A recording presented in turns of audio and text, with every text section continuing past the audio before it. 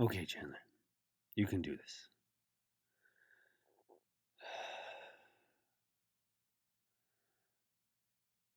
Okay. Cyro, Byakuran, Nifsara, Egbert, Eithobal, Arshtat, Phalanis, Tagiel, Talgil,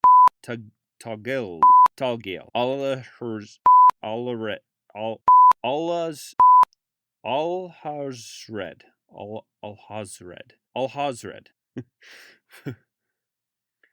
Fu, Fuwalu.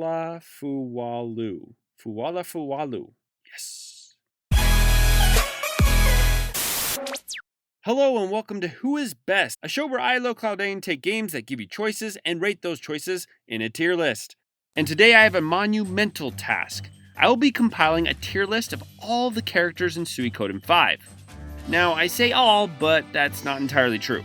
There are 108 characters you can recruit in this game. I had originally planned on rating each one, but after completing the game, I have decided that I will only be considering those who are usable in the game's main battle system. Seeing as rating characters based on story relevance is not really a thing I do, instead we will be deciding what party members are the best. Now, there are a lot of factors that go into this rating. We'll be examining rune slots, fixed runes, stats, weapon range, and affinity with other party members. Another note, this is not a hard game, like, at all. It isn't uncommon to beat bosses within 1 to 2 turns. Because of this, party members that can put out a substantial amount of damage fast and early will naturally levitate towards the top. Another note, there are over 60 characters to get to, so we'll be moving through this pretty fast. But I'll try to touch on any important aspects. Also, stick around to the end for another exciting bonus round. Now let's get started with the tier. Axe the Dragon is beyond useless. In fact, all the dragons are pretty useless, but this guy takes the cake. You get him late in the game, he can't equip armor, he has 1 rune slot, and abysmal stats. The low tier. Geno the Turtle takes 2 party positions, but has the usefulness and stats of 1. Woban the Dwarf is acquired the same time as George, which is a hard act to follow. I mean, really, who are you going to choose? Bergen is probably the worst mage in the game and is outclassed by everyone. Sorensen sucks. His catapult ability in battles is his only redeeming factor that kept him out of the tier. Phelan is only useful if you're using both Phelan and Roy, who placed higher on this list, but not high enough to warrant this dude. Gundy has decent physical stats, but only 2 open rune slots. Next, we have all the beavers. In Suikoden 5, if you don't use all the beavers, then don't use any of them. Galleon may look like a beast, but ultimately his strengths are useless in Suikoden 5. He's a decent tank with a fixed night rune, and nothing much more to give. Next up is Josephine. Shout out to Brent Bermate. Josephine has the red rose rune, which is just horrible. She has decent stats, but other than her unique looks, she just is lacking. Next is Flail, because dragons suck. Caius also sucks. There's pretty much no reason to use him outside the prison where he is required. Byakuran is cool. A giant snake would make an awesome party member, but she takes 2 party slots and has just slightly better stats than Geno.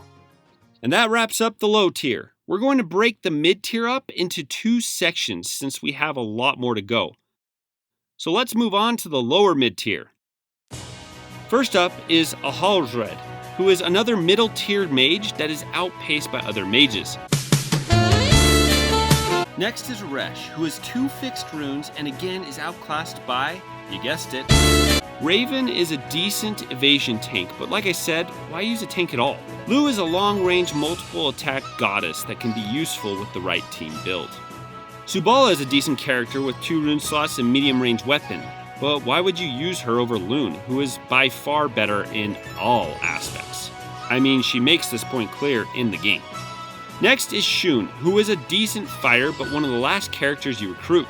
Ultimately, he's just forgettable. Cornelio is one of the first characters you can recruit and is an underrated mage, but he is outpaced by better. Din is an important character in the story, but on the battlefield, he is middle of the road with short range attacks and 2 rune slots. Lance is the best dragon of the bunch, but yeah, dragons suck. Fei Lin probably has one of the coolest designs in the game, from her clothes and hair to her unique weapon. Mixed with Roy and Fei Lan, she can be viable, but not to any great extent. Roog's awesome 3 open rune slots are accompanied by middling stats.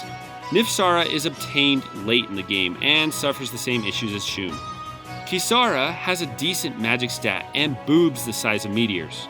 Zweig is pivotal to the story, so much so that you have to use him in the final dungeon. But unfortunately, his 3 open rune slots are not complemented by his middle-of-the-road stats. Zagai can put out some great damage, but he'll probably miss most of the time due to his Wrath rune and almost never hits multiple times. Nick is obtained late in the game, but if you want to put the work in, he can become a decent party member. Lorelei has 3 runes, but some of the worst HP in the game, as well as some mediocre stats all around. Log has high attack and defense, but hits once. He can be useful in the early game, but quickly loses his usefulness. Nellis is a long-range fighter with high magic and a pretty damn awesome design. Charmista is another long-range attacker with both high magic and physical stats. She has 2 open rune slots, but joins pretty late in the game. Roy is the Prince Imposter, whose major shortcoming is his availability. He misses out on many of the key battles, seeing as he is the Prince's doppelganger. And that wraps up the lower mid-tier. Now we're moving on to more useful party members with the upper mid-tier. First up is Lele, who is overall well-balanced. Then we have Nakula, who has 3 rune slots but lower stats. Yar has 3 open rune slots like Nakula, but much better stats. Gavaya is an underrated party member. He has 3 open rune slots, high physical stats, and goes into Fury mode whenever a female party member is KO'd. Hazuki joins later in the game and ends up being kind of your jack of all trades. Next we have the legendary Belkut, who would be top tier if his Falcon rune hadn't been nerfed for this game. He has only 1 open slot and is a short-range fighter. Goesh has high physical stats, 2 open slots, and the ability to equip heavy armor. Urda is a long-range, albeit one-shot character with 3 rune slots. Her stats fall shorter than Nisato's though. Bernadette has high magic, 3 rune slots, and is long-range. Also, she'd be pretty hot if her hair wasn't so goofy. Sagiri has 1 open slot, but is long range and can multiple hit just as good as Lu. Nikia has high attack, a fixed boar rune, and 2 open slots. She is one of our first really viable physical attackers. Next is Jean. Okay, all my bias aside, Jean is one of the more useful mages, and her charm rune can come in clutch. The final member of the upper mid-tier is Shigure. Shigure is your early game titan. Probably one of the most useful optional party members for the first half. That is, until you get Richard. The top tier. Now we've moved on to some of the best characters in the game. Any of them will make a good addition to your team. First up is Cathari. Cathari is your one-shot goddess. She has 2 open slots, a badass long-range gun, and an insane physical attack stat. Also, her fixed rune, which increases your walking speed, makes the game's high random encounter rate and long empty corridors much more bearable. Rahal is a much better fighter than his companion Roog. He has 3 slots and a pretty good magic stat. His biggest downfall is his speed, which can be corrected with equipment. Loon is probably my favorite character overall. She has an incredibly unique look and plays an important and exciting role in the story.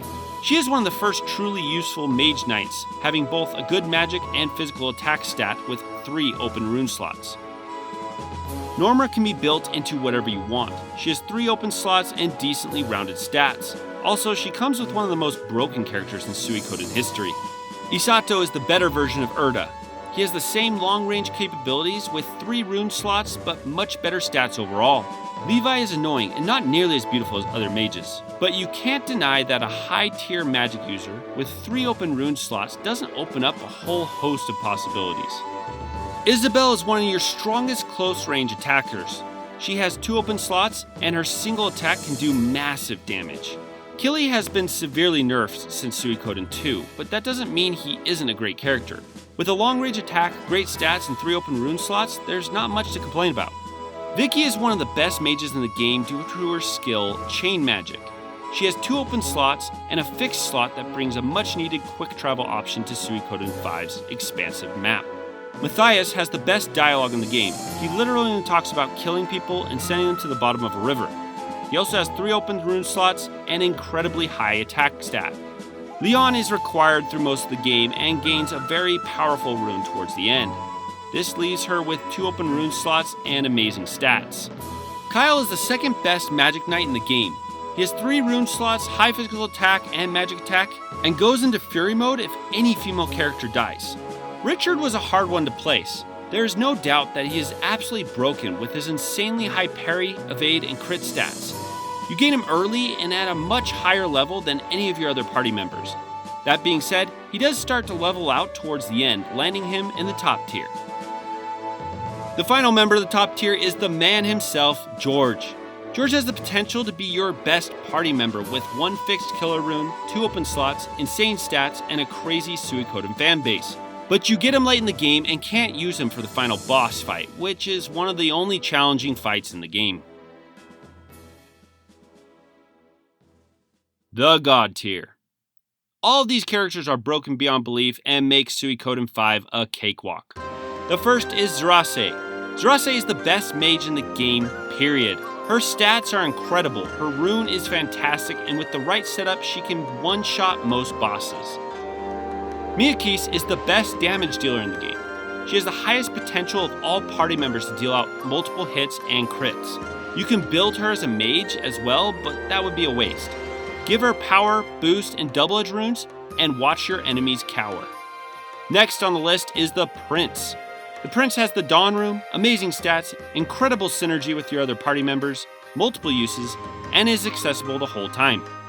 The final member of the God tier and top of this list is Ernst. Ernst is here for one simple reason: his rune breaks the game. If you can get through the first turn of battle, which isn't hard, then his level 2 spell can indefinitely daze all enemies, including bosses. This was for sure an oversight on the developer's end. And that's my list. I hope you enjoyed it. There's a good chance that I missed some characters, so let me know in the comments below. If you're looking for an optimal party, I'd say it's the Prince, Miyakis, Richard, Ernst, Zurase, and Leon. Be sure to like, share, and subscribe, and I'll see you all later. Bonus round, hottest Suikoden 5 ladies. Number 10, Bernadette. Number 9, Lucretia. Number 8, Cyledes. Number 7, Erda. Number 6, Phelan. Number 5, Sigiri. Number 4, Linfa. Number 3, Arshtat. Number 2, Jean. And number 1, Loon. Hottest guy? Maroon.